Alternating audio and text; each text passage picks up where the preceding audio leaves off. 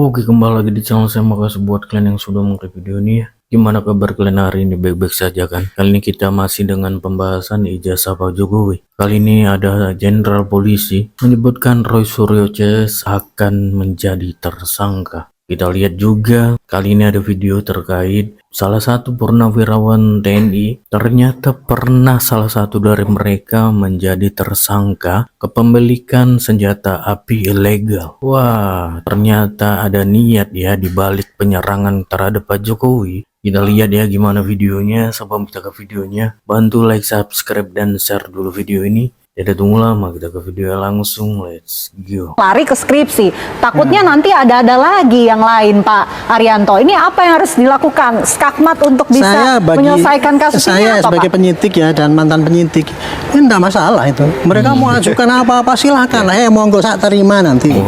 Tuduhan apapun, misalkan ini mereka tuh kemarin sekongkol, itu contoh-contoh itu adalah orang yang temennya itu, itu palsu juga gitu. Oke, majukan aja. Kewajiban penyidik cuma nampung bukti ya, kita masukkan dalam BAP. Nanti di hakim akan ditanya, ini ada kesesuaian nggak dengan saksian yang lain, seperti tadi katakan Pak Saripto tadi, katanya gitu. Ini apakah sesuai dengan yang ini? Nggak cukup bukti ini toh. Nah ini semua yang diajukan kemarin itu ya, ada 18 kalau nggak salah itu.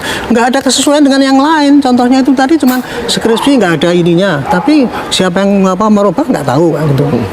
Dibilang bahwa itu mungkin jatuh, nggak mau percaya. Pembanding cuma 3, dibilang wah itu kan teman-temannya yang ditunjuk itu semua palsu, dibandingkan dengan palsu ya identik. Itu kan konyol. Itu justru argumentasi yang kayak gitu. Konyol ya. Namanya itu pembohongan tuh. Itu masuk juga di dalam kebohongan oleh hakim, nanti dinilai kan gitu. Jadi bagi kami ya gitu, mau ngajukan apapun silahkan, nggak apa-apa, kita tampung nanti. Sekarang mumpung masih di dalam penyidikan di Metro, sampaikan ke Metro sana, nanti kalau dipanggil ya ngomong. Jangan kemarin dipanggil, oh saya nggak dipanggil namanya, ya ngapain saya ngomong. Itulah ketololan mereka itu menurut saya. Karena kalau yang namanya dipanggil itu ya, seorang pelapor itu ya dipanggil untuk klarifikasi, ya harus datang. Ini loh, menguatkan bukti-bukti itu. Tapi mereka kan dengan bangganya, wah saya cuma dituduh ini tanggal 26, nggak ngerti, nggak mau menunjukkan bukti-bukti yang lain yang menguatkan kebenaran dia gitu. Kira-kira jadi ini simpel loh. Metro sekarang pasti lagi nyari-nyari ya jejak-jejak yang lainnya itu. Kalau untuk pembuktian bahwa itu asli apa enggak, saya kira sudah cukup itu. Tapi melalui berikutnya adalah kepada itu tadi pasal-pasal entah pencemaran, provokasi, fitnah ataupun apa itu ya. Itu pasti nanti akan dicari seiring dengan penyidikan. Penyidikan itu nanti akan memunculkan kasus-kasus yang tidak dimasukkan di dalam laporan yang oleh itu saja, bisa jadi memprovokasi. Termasuk kemarin mengancam orang, kata ini perlu dihukum mati. Itu kalau yang bersangkutan itu bikin laporan, tambah lagi itu tersangkanya. Pak Arianto, gitu. Soal kasus pencemaran nama baik di Polda Metro Jaya, ini kesimpulannya apa? Apakah pihak-pihak tersebut nih bisa dijerat pidana? Kalau menurut saya gini, yang gampang ya untuk mengetahui apakah itu pencemaran apa bukan. Ada orang yang tercemar nggak? Ada orang yang turun derajatnya nggak? Martabatnya nggak? Itu ada, ya berarti apa yang disampaikan itu pencemaran. Tanya aja sama hakim. Ukurnya itu gimana? Ukurannya ada orang yang tercemar apa tidak? Ada saksi yang mengatakan saya tercemar dan saya tidak terima, ini minta dihukum. Itu bukti, bukti bahwa ada terjadi pencemaran. Terserah nanti hakim itu mau menerima itu sebagai pencemaran apa tidak, itu silahkan saja. Sekarang penyidik tinggal nyari-nyari unsur-unsur ya. Unsur-unsur pencemaran itu adalah kalau itu ya mencemarkan, kemudian ada orang yang tercemar, ada orang kehormatan merasa diinjak-injak dan dia mengadu, itu namanya terjadi pencemaran. Itu contohnya ya gitu. Kalau provokasi, ada orang yang ngocok-ngocoki orang gini-gini, ternyata memang ada orang yang berbuat seperti yang diprovokasi itu. Ada, gitu aja kok. Ini masalah ini sebenarnya tidak sulit pembuktiannya. Yang sulit kan kelihatannya kan karena mereka tuh pakai macam-macam ngomong gini, pakai berdalih gitu.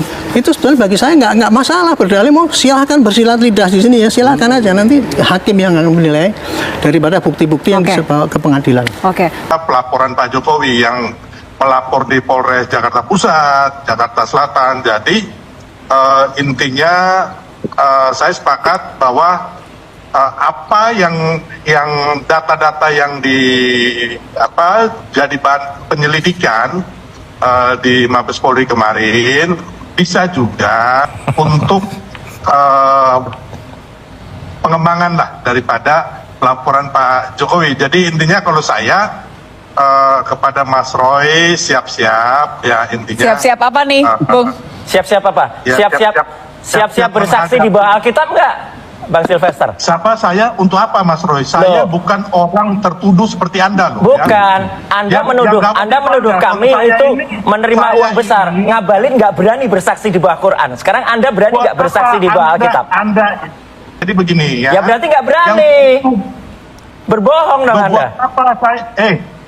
Mas Roy, Anda sudah keluar-keluar di mana saja teriak saya terima dana besar. Saya terima ada buktikan itu di Alkitab kalau itu memang ada. Silakan dibahas, Bang. Ini kita ngomong apa dia lari kemana ya? Jadi kalau tadi kan sudah satu hal. Beritanya itu juga. Ya, sudah satu berani hal. Berani gitu aja cuman. Tapi kan ini melanjutkan soal tudingan mengenai ada dana besar yang kemudian melibatkan Bung Roy Suryo CS. Tanggapan Anda? Saya bilang ada bohir, Mas Roy, bukan ada dana besar ke Anda, jangan salah. Makanya pakai otak dan telinga Anda. Oke, ya. Jadi, ada bohir, berani nggak Anda di bawah Alkitab? Karena nggak mungkin bawa Quran Anda. Tunjukkan bohirnya, kalau nggak berarti bohong. Kita dengarkan dulu Bung Sylvester, Mas Roy. Kegiatan politik itu ada operasional politiknya. Ya. Contohnya kita mau demo aja. Dengar dulu, saya ngomong dulu. Ya itu pengalamannya Sylvester tukang demo, saya nggak suka demo kok.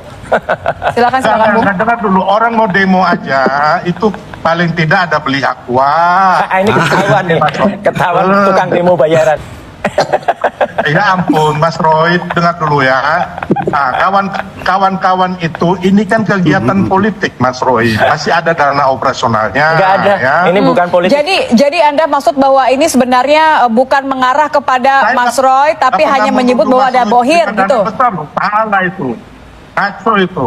Saya mengatakan ada bohir di belakang teman-teman yang mengoperasionalkan secara politis kejadian-kejadian ini. Tunjukkan siapa? Ini kan tunjukkan siapa dan janjilah di bawah Alkitab. Gitu loh. Ya, jadi tunjukkan aja. Ya tunjukkan aja. Itu nggak ada masalah. Nanti kita. Ya udah tunjukkan aja. Kalau ada yang demikian. Ya kapan kita bikin forum ngabalin nggak berani, Anda juga nggak berani. Oke, kalau gitu Bung Sylvester mumpung ada Mas Roy di sini. Aja kenapa Anda ini? Anda jangan nantang-nantang orang kayak kita gini. Kita nyalinya lebih dari setan. Udahlah. Iya benar, memang nyalinya lebih dari setan. Tapi untuk klarifikasi ya. Yang ngomong di medsos saja, bohong-bohong aja. Makanya kalian ini kan konyol, menuduh orang tapi tidak punya bukti. Pak Jokowi melaporkan dugaan fitnah dan atau pencemaran nama baik. Ya. Nah, Pak Jokowi membuat laporan, saya masih ingat kata-kata beliau. Saya sudah dihina sehina-hinanya, Ya. saya sudah direndahkan serendah-rendahnya. Ya. Biarlah saya menempuh upaya hukum. Ya. Karena memang dia lihat bahwa gerakan-gerakan pembangunan opini publik di luaran itu luar biasa. Nah, saya juga jujur aja Bang LE, Ya. saya nggak sampai kebayang sama saya, kok sampai tokoh-tokoh sekelas Roy Suryo, teman saya, dan teman-teman yang lain tuh datang ke kediaman Pak Jokowi, gitu loh. Iya. Nah, datang ke Nantang kediaman, banget gitu ya? Nantang banget. Iya. Dan yakin banget, Iya. yakin banget bahwa ini ijazahnya palsu. Iya. Ketika lembaga yang mengeluarkan itu menyatakan itu sah, kemudian tanda tangannya sah, orangnya ada, tahunnya ada, database-nya ada, Ya. maka Selesai. clear. Iya. Nah, tetapi mereka ini justru sangat percaya diri. Hakul yakin katanya bahwa ijazah ini palsu. Pertanyaannya, kalau dinyatakan itu palsu, pembandingnya yang aslinya Asli mana? mana? Ya.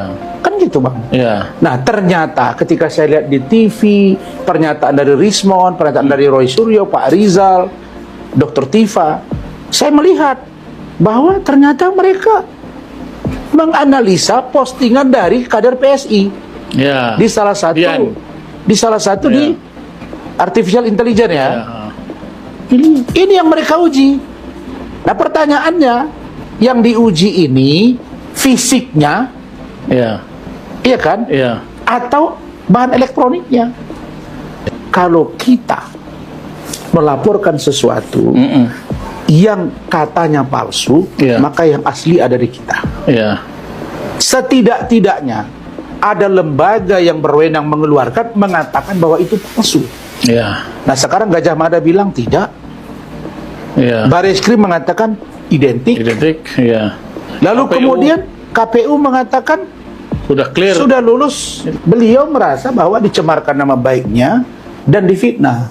Nah, kalau di dalam undang-undang informasi dan transaksi elektronik, Kan ada 3 katanya Bang ya? ya, Pencemaran nama baik, ya, fitnah, fitnah, dan ITE. ya, itu mengacu pada undang-undang elektronik.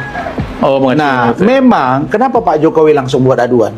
Ya. Kenapa tidak diwakilkan? Memang undang-undang informasi transaksi elektronik itu Harus- delik aduan dan harus yang bersangkutan. Harus bersangkutan. Prinsipalnya. Ya. Makanya beliau datang. Ya. Kalau posisi hukum saat ini yang terjadi di Bareskrim Ya. dan laporan di Polda Metro dengan fakta-fakta yang terjadi sekarang, saya yakin Ya. kasus ini jalan tol, Bang. Jalan tol dalam pengertian, saya hampir yakin Jalan tol itu karena Pak Jokowi. Roy Suryo dan kawan-kawan menuju status naik sidik dan Tapi sudah dipastikan 100%. Kemarin saya cek ke Yamadai, Yamaguchi Daigaku, yaitu universitas di Yamaguchi.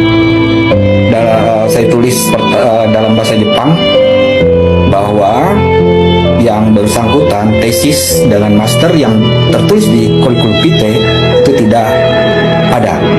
Nah, ingat di Jepang itu suatu dia menerima suatu informasi, dia mengevaluasinya bertingkat. Dia cek ke satu sistem, kemudian ke fakultasnya, bahkan ke departemen jurusannya, dan itu tidak ada ditemukan sama sekali. Dengarkan Om Rismon. Sehingga waktu Mas Jos mengirim salah satu ijazahnya, itu yang menarik karena ijazahnya ini ijazah Jepang itu 1 berbahasa kanji, 2 berbahasa Inggris. Jadi kalau mau ngedit yang bahasa Inggrisnya aja yang nipu-nipu lah gitu lah. Tapi kalau kanjinya itu punya presisi dan punya autentikasi dan punya sangat sulit untuk dilakukan modifikasi, dan mereka punya standar untuk pengecekan itu. Nah, dicap basah katanya kemarin, cuma kertasnya kan warna putih tuh ya, warna putih. Kertas di Yamaguchi itu warna kuning. Komnas HAM siapa? Yang dikamporkan Komnas HAM soal Joko Widodo. Joko Widodonya? Joko Widodo. Loh, kok malah Joko Widodo? Iya, karena yang memperlakukan secara tidak fair adalah Polri. Anggaplah demikian. Kenapa dilaporkan ke Komnas HAM adalah Joko Widodo? Karena laporan Joko Widodo di dalamnya juga ada redaksi-redaksi yang menurut klien kami mengintimidasi. Misalnya, saya sih kasihan, tapi yang mau gimana lagi begitu. Jadi klien kami merasa ini intimidasi secara komunikasi, jadi kita pun sekarang dianggap intimidasi. Ya, karena bahasa saudara Joko Widodo, kami selalu kaji, ini selalu sen kanan belok kiri. Namanya Mulyono atau Joko Widodo. Ini menarik. Kita Ya ampun, sampai ke akte kelahiran, guys. Ya namanya pergantian nama ya. Kalau bener nih ya, Mulyono ke Joko Widodo. Perasaan bukan cuma, ya banyak kali orang ganti nama. Waktu kecil ganti nama karena sering sakit-sakitan. Digantilah namanya sama orang tua. Jadi sehat kan. Kan memang udah biasa kayak gitu kan. Ini sampai ke akte. Bener bang. Ntar yang lahirinnya siapa, dukunnya siapa tuh, bidannya siapa tuh. Ya ampun, orang kalau udah tanda tanya, aduh nggak ngerti deh.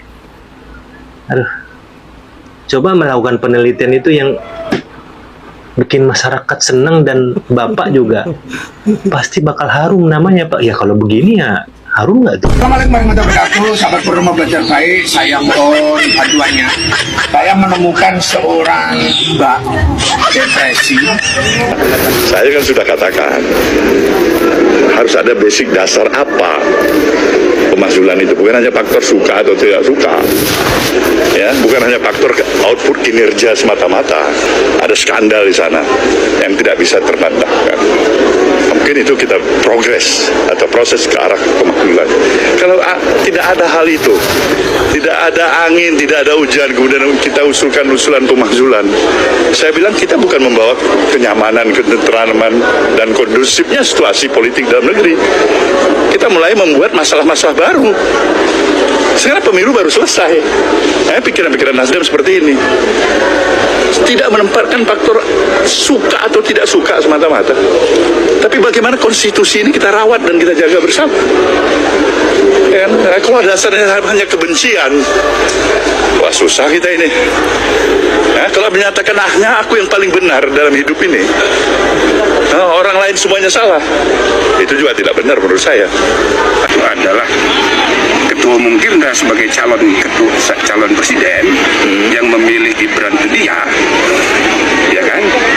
Saya rasa dia akan melindungi wakil presiden, gitu loh, ya kan? Apalagi wakil presiden ini putra dari mantan presiden ketika dia menjadi anggota kabinetnya. Jadi dengan semangat Presiden Prabowo untuk merangkul semua mantan-mantan, saya rasa itu tidak mungkin. Oke, itu dia videonya. Gimana menurut kalian, dan sampai bertemu di video saya selanjutnya. Bye.